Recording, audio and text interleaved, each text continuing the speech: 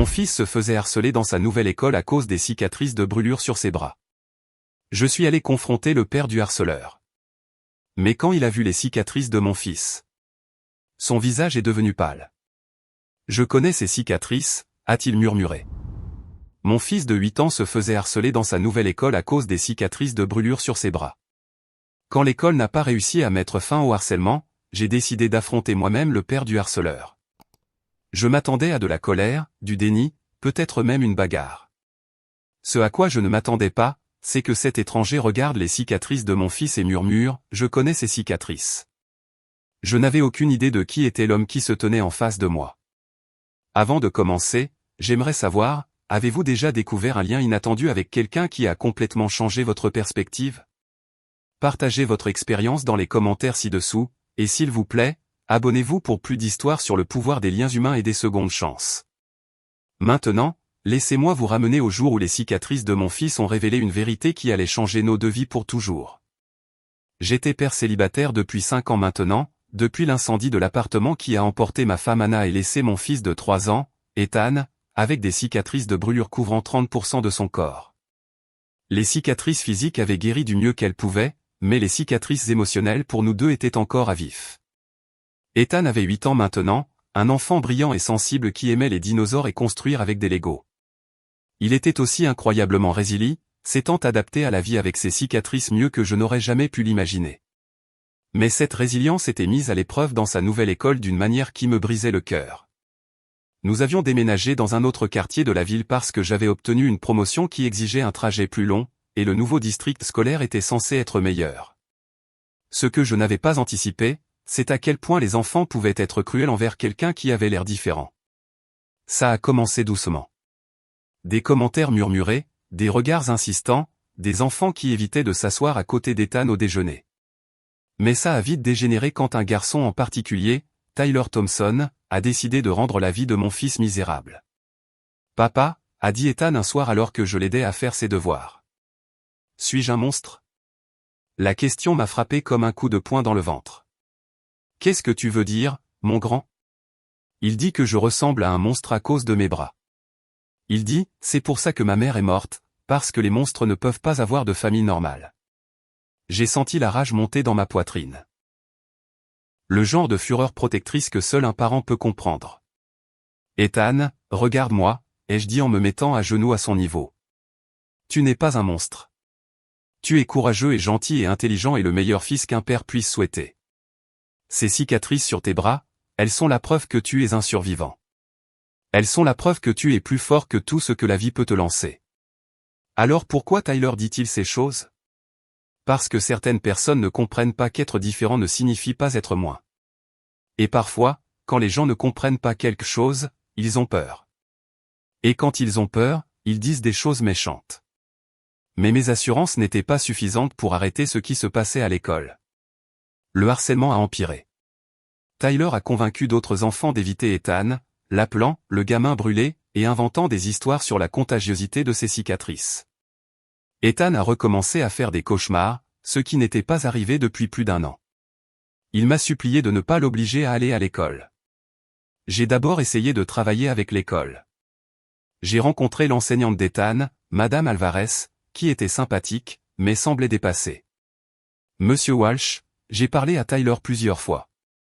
J'ai également contacté ses parents, mais honnêtement, le harcèlement est une question si complexe et Tyler, eh bien, il fait face à des défis à la maison. Quel type de défi? Ai-je demandé. Je ne peux pas partager de détails en raison de la confidentialité, mais disons simplement que sa situation familiale est compliquée. Son père a des problèmes personnels. J'ai ensuite rencontré la directrice, une femme bien intentionnée nommée Dr Norris, qui parlait dans un jargon éducatif de justice réparatrice et de stratégie de résolution de conflits. Nous mettons en œuvre un programme anti-harcèlement complet, m'a-t-elle assuré. Tyler participera à des séances de médiation par les pairs et nous aurons une assemblée à l'échelle de l'école sur l'acceptation et l'inclusion. Mais les semaines ont passé et rien n'a changé. Si quoi que ce soit, Tyler semblait encouragé par l'absence de conséquences réelles.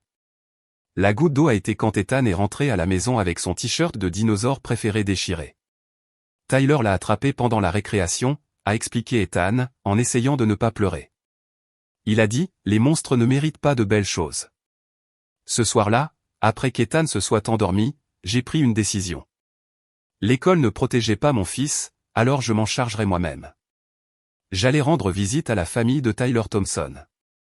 J'ai trouvé leur adresse dans l'annuaire de l'école et je m'y suis rendu un samedi matin. La maison se trouvait dans un quartier modeste, une petite maison de plain-pied avec une cour envahie par la végétation et une peinture écaillée. Il y avait une camionnette dans l'allée et une moto couverte par une bâche dans le garage. J'ai frappé à la porte d'entrée, le cœur battant d'un mélange de colère et de détermination.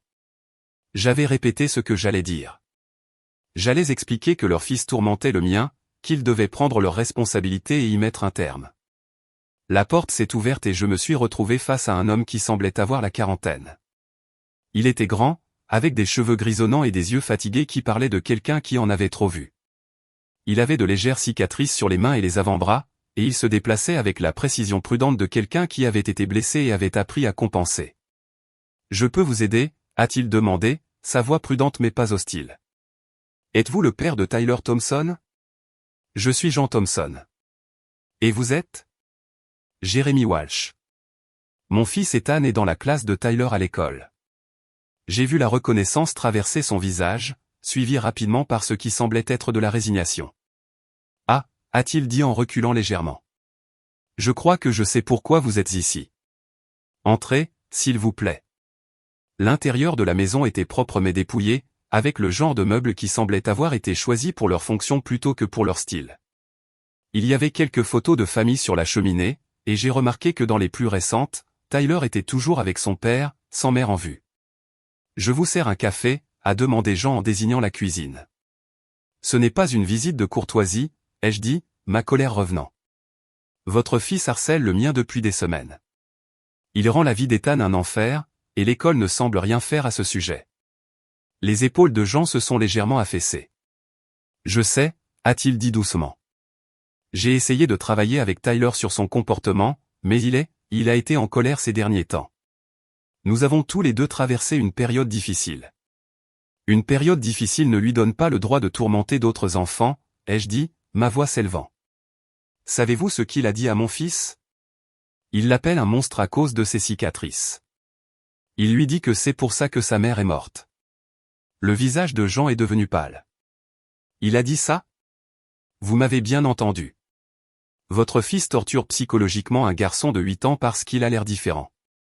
Monsieur Walsh, je suis vraiment désolé. Je n'avais aucune idée que Tyler disait des choses comme ça. Je savais qu'il y avait eu des incidents à l'école, mais l'enseignante a juste dit qu'il était méchant avec un autre élève. Elle ne m'a pas dit qu'il. Jean s'est passé la main dans les cheveux. C'est inacceptable. Je vais m'occuper de Tyler immédiatement. Ça va au-delà de simplement s'occuper de Tyler. J'ai dit, mon fils a peur d'aller à l'école. Il fait de nouveau des cauchemars. Il pense qu'il est un monstre à cause de ce que votre fils lui a dit. Des cicatrices? A soudainement demandé Jean, sa voix étrange. Vous avez mentionné des cicatrices. Quel genre de cicatrices? La question m'a pris au dépourvu. Des cicatrices de brûlure sur ses bras et une partie de sa poitrine. Il a été dans un incendie quand il avait 3 ans. Jean est devenu très immobile, son visage perdant encore plus de couleur. Puis-je? Pourriez-vous me les montrer? Les cicatrices. Pourquoi? Ai-je demandé, soudainement méfiant. Quelle importance a leur apparence? S'il vous plaît, a dit Jean, et il y avait quelque chose de désespéré dans sa voix. J'ai besoin de les voir. Quelque chose dans son ton m'a fait reconsidérer. J'ai sorti mon téléphone et je lui ai montré une photo récente d'Ethan à la plage où ses cicatrices étaient clairement visibles sur ses bras et son épaule. Jean a regardé la photo pendant un long moment, et j'ai vu ses mains commencer à trembler. « Oh mon Dieu !» a-t-il murmuré. « Je connais ces cicatrices. »« Qu'est-ce que vous voulez dire par vous les connaissez ?» Jean a levé les yeux vers moi, ses yeux remplis d'une douleur si profonde qu'elle était presque physique. « Monsieur Walsh, quel était le nom de votre femme ?»« Anna. Anna Walsh. »« Pourquoi ?» ?»« Et l'incendie. » C'était il y a 5 ans, un immeuble d'appartement sur la rue Georges. Mon sang s'est glacé. « Comment savez-vous ça ?» Jean s'est assis lourdement sur sa chaise, le visage dans les mains. Parce que j'y étais, a-t-il dit, sa voix à peine audible. J'étais le pompier qui a sorti votre fils de cet immeuble. Le monde semblait basculer. J'ai regardé cet homme, cet étranger qui venait de prétendre faire partie du pire jour de ma vie et j'ai essayé de comprendre ce qu'il me disait. C'est impossible, ai-je dit. Le pompier qui a sauvé Ethan, son nom était Thompson. Eugène Thompson est mon nom complet, a dit Jean doucement. J'ai eu l'impression que j'allais être malade. C'est vous. C'est vous le pompier qui a sauvé votre fils. Oui. Et qui n'a pas pu sauver votre femme. Le silence qui a suivi était assourdissant. J'ai regardé cet homme brisé assis en face de moi et soudain tout a pris son sens. Ses yeux fatigués, ses mouvements prudents, les cicatrices sur ses mains, l'absence de la mère de Tyler sur les photos de famille. Vous avez été blessé dans l'incendie, ai-je dit, me souvenant de ce que le chef des pompiers m'avait dit par la suite. Le pompier qui a sauvé Ethan a été blessé lorsqu'une partie du plafond s'est effondrée. Jen a hoché la tête, retroussant ses manches pour révéler des cicatrices plus étendues sur ses bras. Mon épaule gauche écrasée, 3 côtes cassées, des brûlures au 2e degré sur les bras et le dos. Mais ce n'était pas le pire. Quel était le pire? Le pire, c'est que je ne pouvais faire qu'un seul voyage dans ces escaliers avant que le bâtiment ne devienne trop instable. J'ai dû choisir. Je pouvais sauver votre fils ou je pouvais essayer d'atteindre votre femme. Je ne pouvais pas faire les deux. J'ai senti des larmes commencer à couler, mais ce n'étaient plus des larmes de colère. C'étaient des larmes de compréhension, de reconnaissance, de deuil partagé. Vous avez sauvé mon fils, ai-je dit doucement. Mais je n'ai pas pu sauver votre femme. J'ai porté ça avec moi tous les jours pendant 5 ans. La connaissance que j'ai fait un choix et qu'à cause de ce choix une femme est morte et un petit garçon a perdu sa mère. Jean, ai-je dit et ma voix était maintenant stable. Vous n'avez pas fait de choix. Vous avez fait le seul choix que vous pouviez faire. Vous avez sauvé un enfant de 3 ans. Mais votre femme. Ma femme était déjà inconsciente à cause de l'inhalation de fumée quand vous êtes arrivé. Le chef des pompiers me l'a dit par la suite, elle n'aurait pas survécu même si vous l'aviez atteinte en premier. Mais Ethan était encore conscient, il se battait encore. Vous avez sauvé la seule personne qui pouvait être sauvée. Jean m'a regardé avec surprise. Vous ne me blâmez pas? Vous blâmez? Jean, j'ai passé 5 ans à être reconnaissant à un pompier nommé Eugène Thompson qui a risqué sa vie pour sauver mon fils. Je n'aurais jamais imaginé avoir la chance de le remercier en personne. Nous sommes restés assis en silence pendant un moment, tous les deux en train de digérer la coïncidence impossible qui nous avait réunis. C'est pour ça que vous avez quitté les pompiers, ai-je demandé. Jen a hoché la tête. Les blessures physiques ont guéri pour la plupart, mais les blessures émotionnelles. J'ai commencé à boire, j'ai commencé à avoir des crises de panique à chaque fois que l'alarme se déclenchait. Je ne pouvais plus faire le travail, je ne pouvais plus me faire confiance pour prendre ce genre de décision. Et la mère de Tyler est partie il y a 2 ans, elle a dit qu'elle ne supportait pas d'être mariée à un homme brisé. La voix de Jean était amère. Tyler me reproche son départ. Il est en colère depuis. Il se défoule à l'école, se bat. J'ai essayé de l'aider, mais j'ai à peine la tête hors de l'eau. Alors, il a déversé sa colère sur d'autres enfants, apparemment. Et j'ai honte de dire que je n'avais pas réalisé à quel point c'était grave. Jean m'a regardé avec un remords sincère. Monsieur Walsh, je suis vraiment désolé. Pas seulement pour le comportement de Tyler, mais pour tout. Pour ne pas avoir pu sauver votre femme, pour la douleur que vous et votre fils avez endurée. Je me suis levé et je me suis approché de l'endroit où Jean était assis. Jean, regarde-moi. Il a levé les yeux pour rencontrer les miens. Vous n'avez rien à vous reprocher. Vous êtes un héros. Vous avez sauvé la vie de mon fils et vous avez failli mourir en le faisant. Le fait que Tyler ait harcelé Ethan ne change rien à cela. Mais Tyler ne le sait pas, a dit Jean doucement. Il ne sait rien de l'incendie, de votre fils. Il voit juste un enfant avec des cicatrices et il a été cruel. Alors peut-être qu'il est temps qu'il apprenne la vérité. Jean est resté silencieux un long moment. Vous avez raison, a-t-il finalement dit. Tyler doit comprendre ce qu'est le vrai courage et quelles sont les vraies conséquences. Où est-il maintenant? Dans sa chambre. Il est puni depuis la semaine dernière à cause d'une bagarre à l'école. Jean s'est levé. Seriez-vous prêt à rester pendant que je lui parle? Je pense qu'il a besoin d'entendre cette histoire. Et je pense qu'il a besoin de rencontrer le garçon dont j'ai sauvé la vie. Ethan n'est pas avec moi aujourd'hui. Il est chez sa grand-mère. Ce n'est pas grave. Tyler doit d'abord entendre ça. Ensuite, peut-être que nous pourrons organiser une rencontre convenable entre les garçons. Jean a appelé Tyler en bas, et j'ai regardé un garçon d'environ 8 ans à l'air maussade entrer dans le salon. Il avait les cheveux noirs de son père et les mêmes yeux fatigués, mais il y avait une colère dans son expression qui parlait d'une douleur qu'il était trop jeune pour comprendre. « Tyler » a dit Jean. Sa voix était ferme mais douce. « C'est Monsieur Walsh. C'est le père d'Ethan. » L'expression de Tyler est immédiatement devenue défensive. « Je n'ai rien fait. Fils, assieds-toi. Nous devons avoir une conversation. » Pendant l'heure qui a suivi, Jean a raconté à Tyler l'histoire de l'incendie. Il a expliqué son travail de pompier, le jour où il a dû choisir entre sauver une femme ou un enfant, comment il avait sorti un garçon de 3 ans d'un immeuble en feu et avait failli mourir dans le processus. Tyler a écouté avec un étonnement et une horreur croissant. « Le petit garçon que j'ai sauvé, » a dit Jean, « c'était Ethan. Le garçon que tu as appelé un monstre. » Le visage de Tyler est devenu blanc. « Ethan. Mais ces cicatrices sont la preuve qu'il a survécu à quelque chose qui aurait dû le tuer. Elles sont la preuve qu'il est plus courageux et plus fort que la plupart des adultes que je connais. Mais je l'ai appelé. » La voix de Tyler s'est éteinte alors que tout le poids de ce qu'il avait fait commençait à s'installer. « Tu l'as appelé un monstre, » a dit Jean doucement. « Tu as tourmenté un enfant qui avait déjà perdu sa mère et avait failli perdre la sienne. » Tyler s'est alors mis à pleurer, non pas les larmes de colère d'un enfant frustré, mais les sanglots profonds et pleins de remords de quelqu'un qui comprenait vraiment l'ampleur de ses actes. « Je suis désolé, » a-t-il murmuré. « Je suis vraiment désolé. Je ne savais pas, je sais que tu ne savais pas, » a dit Jean en serrant son fils dans ses bras. Mais ce n'est pas une excuse.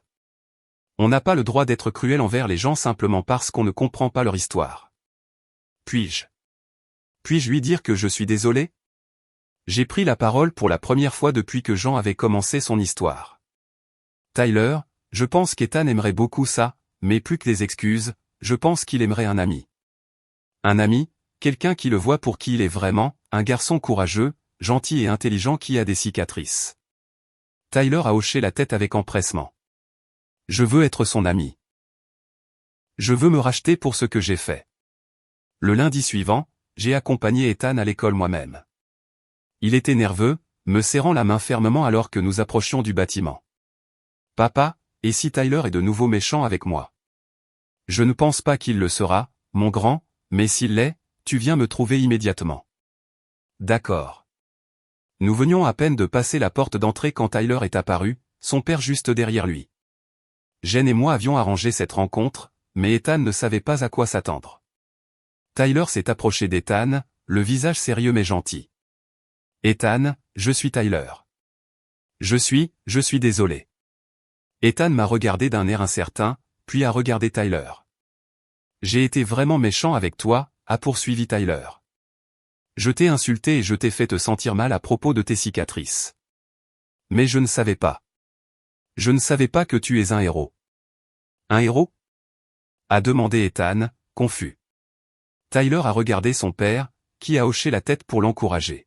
« Mon père m'a parlé de l'incendie, de la façon dont il t'a sauvé quand tu étais petit. Il a dit, tes cicatrices ne sont pas laides. Elles sont la preuve que tu es la personne la plus courageuse qu'il ait jamais rencontrée. » Les yeux d'Ethan s'écarquillèrent et il regarda Gan avec une reconnaissance naissante sur son visage. « C'est vous le pompier, celui qui m'a porté. » Jean s'est agenouillé au niveau d'Ethan, les yeux brillants de larmes non versées. « C'est moi, et j'ai pensé à toi chaque jour pendant 5 ans, me demandant si tu allais bien, si tu étais heureux, si tu te souvenais de quelque chose de ce jour-là. Je me souviens de quelqu'un qui me tenait, » a dit Ethan doucement. « Quelqu'un qui me disait que tout irait bien. »« C'était vous ? » ?»« C'était moi, » a dit Jean, la voix épaisse d'émotion. « Et tu allais bien. Tu étais bien plus que bien. Tu es devenu un petit garçon incroyable et courageux. » Tyler s'est de nouveau avancé. « Ethan, j'ai été vraiment méchant avec toi parce que j'étais en colère pour d'autres choses et je me suis défoulé sur toi. C'était mal. Vraiment, vraiment mal. Peux-tu peut-être me pardonner? Ethan a regardé Tyler pendant un long moment, puis son père, puis moi. Mon père dit toujours que le pardon est un cadeau que nous nous faisons à nous-mêmes, pas seulement aux autres. C'est vrai, mon grand. D'accord, a dit Ethan à Tyler. Je te pardonne, mais tu dois promettre de ne pas être méchant avec d'autres enfants qui ont l'air différents. Je le promets, a dit Tyler solennellement. Et pouvons-nous être amis? Je pourrais te montrer ma collection de Lego. Ton père a dit que tu aimais construire des choses. Pour la première fois depuis des semaines, j'ai vu le visage d'Ethan s'illuminer d'une véritable excitation. Tu as des Lego? De quel genre? De toutes sortes. J'ai le grand faucon Millennium et quelques ensembles de dinosaures. Et alors que les garçons commençaient à discuter de leurs intérêts communs, Jean et moi nous sommes écartés. Merci, a-t-il dit doucement, de l'avoir amené ici aujourd'hui, d'avoir laissé Tyler s'excuser de m'avoir pardonné. Jean, il n'y a rien à pardonner, mais j'ai quelque chose à te demander. N'importe quoi. Ethan a eu des jours difficiles ces derniers temps. Pas seulement à cause du harcèlement, mais parce qu'il a posé plus de questions sur l'incendie, sur sa mère, sur ce qui s'est passé ce jour-là. Je pense que ça l'aiderait d'entendre l'histoire de ta bouche, de comprendre que quelqu'un s'est battu pour lui, que quelqu'un a tout risqué pour le sauver. Jean a hoché la tête. Ce serait un honneur de lui raconter. Quand tu penseras qu'il est prêt. Que dirais-tu de ce week-end? Toi et Tyler pourriez venir dîner. Ethan pourrait montrer à Tyler sa collection de dinosaures, et peut-être qu'après tu pourrais lui raconter ce jour-là, les parties qui conviennent à un enfant de 8 ans. J'aimerais beaucoup ça. Ce samedi soir-là, Jean et Tyler sont venus dîner chez nous. C'était la première fois depuis des mois que j'entendais Ethan rire si librement. Lui et Tyler s'étaient liés d'amitié grâce à leur amour commun pour les dinosaures et les Lego, et Tyler s'était révélé être un ami gentil et attentionné une fois sa colère redirigée vers la compréhension. Après le dîner, pendant que les garçons jouaient dans le salon, Gan a raconté à Ethan l'histoire de l'incendie. Il l'a gardé adapté à son âge, en se concentrant sur la bravoure des pompiers, l'importance des détecteurs de fumée et à quel point il était fier de la force d'Ethan. « Tu avais peur ?» a demandé Ethan. « J'avais peur. Mais avoir peur ne signifie pas que tu n'es pas courageux. Être courageux signifie faire ce qu'il faut même quand on a peur. C'est pour ça que tu m'as sauvé? Même si tu avais peur? Je t'ai sauvé. Parce que c'est ce que font les pompiers. Nous protégeons les gens. Et toi, Ethan, tu valais la peine d'être protégé. » Ethan est resté silencieux un moment. Puis il a retroussé ses manches et a montré à Jen ses cicatrices. Ont-elles l'air différentes de quand j'étais petit? Jean a examiné attentivement les cicatrices, son expression pensive. Elles ont l'air d'avoir magnifiquement guéri. Vos médecins ont fait un travail incroyable. Mais tu sais ce que je vois quand je les regarde? Quoi? Je vois la preuve que tu es un combattant. Je vois la preuve que tu as survécu à quelque chose qui aurait vaincu beaucoup de gens. Je vois les marques d'un guerrier. Un guerrier. C'est vrai. Ces cicatrices sont tes blessures de guerre, et elles racontent l'histoire d'une bataille que tu as gagnée.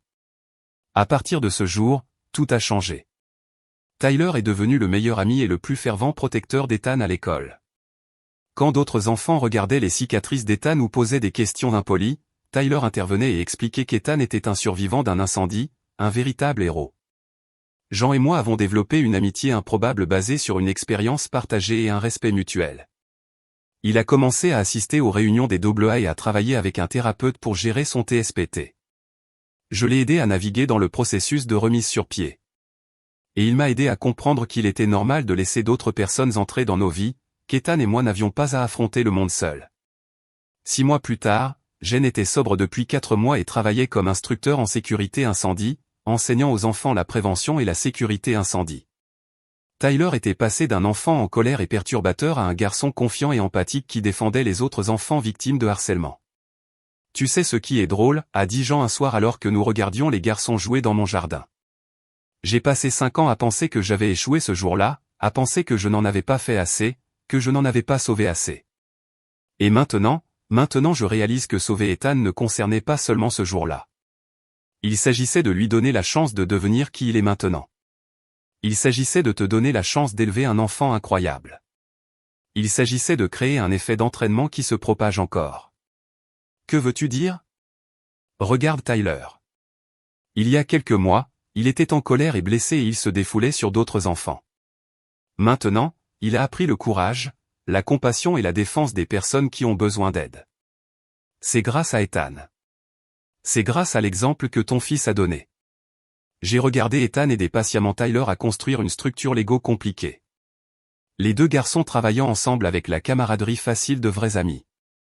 Tu as raison, ai-je dit. Les cicatrices d'Ethan étaient autrefois une source de honte pour lui. Maintenant, elles sont une source de force. Et Tyler a appris que la vraie force ne consiste pas à rabaisser les autres. Il s'agit de les élever. 1 an plus tard, Jean travaillait de nouveau à plein temps comme coordinateur de la sécurité incendie pour le district scolaire. Tyler et Ethan étaient les meilleurs amis inséparables, et j'avais appris que parfois les liens les plus inattendus peuvent devenir les relations les plus significatives de notre vie. Les cicatrices qui avaient autrefois fait de mon fils une cible de harcèlement étaient devenues le pont qui reliait notre famille à des personnes qui comprenaient notre parcours d'une manière que personne d'autre ne pouvait. Gan avait sauvé la vie d'Ethan dans cet incendie il y a 5 ans. Mais à bien des égards, Ethan avait aussi sauvé la vie de Jean, en lui donnant une chance de voir que ses actions ce jour-là avaient compté, que le choix qu'il avait fait avait été le bon, qu'il était toujours le héros qu'il avait toujours été. Parfois, je pense à quel point nos vies auraient été différentes si je n'avais pas décidé d'affronter le père de Tyler ce jour-là. Si j'avais simplement accepté la réponse inadéquate de l'école au harcèlement. Si j'avais transféré Ethan dans une autre école. Si j'avais laissé la colère et la frustration guider mes décisions au lieu de l'amour et de la détermination. Mais je suis reconnaissant chaque jour d'avoir fait le choix de me battre pour mon fils. Parce qu'en me battant pour lui, j'ai trouvé quelque chose que je ne savais même pas que nous manquions. Une famille qui comprenait notre histoire. Des amis qui voyaient les cicatrices d'Ethan comme des marques de courage plutôt que de différence. Et une communauté construite sur la base d'une expérience partagée et d'un soutien mutuel. Les cicatrices d'Ethan feront toujours partie de son histoire. Mais maintenant, au lieu d'être une source de honte ou de douleur, elles sont un rappel de sa force, de sa survie et des liens incroyables qui peuvent naître des endroits les plus inattendus. Elles sont la preuve que parfois nos plus grandes blessures peuvent devenir nos plus grands dons. Et les personnes qui comprennent le mieux notre douleur sont souvent celles qui nous ont aidés à y survivre en premier lieu. Une histoire absolument puissante sur la façon dont notre plus grande douleur peut devenir le pont vers notre plus grande guérison et comment les cicatrices que nous portons peuvent nous connecter à des personnes qui comprennent notre parcours d'une manière que personne d'autre ne peut. Que pensez-vous de la transformation de Jean, d'un homme brisé portant la culpabilité à quelqu'un qui a retrouvé un but? Faites-nous part de vos réflexions dans les commentaires ci-dessous. Si vous avez été ému par cette histoire incroyable sur le pardon, les liens inattendus et le pouvoir de guérison de la vérité, veuillez montrer votre soutien en cliquant sur le bouton j'aime, et assurez-vous de vous abonner pour plus d'histoires inspirantes qui prouvent que nous sommes tous plus connectés que nous ne le réalisons. N'oubliez pas de cliquer sur la cloche de notification pour ne jamais manquer une mise en ligne. Merci d'avoir regardé et à la prochaine.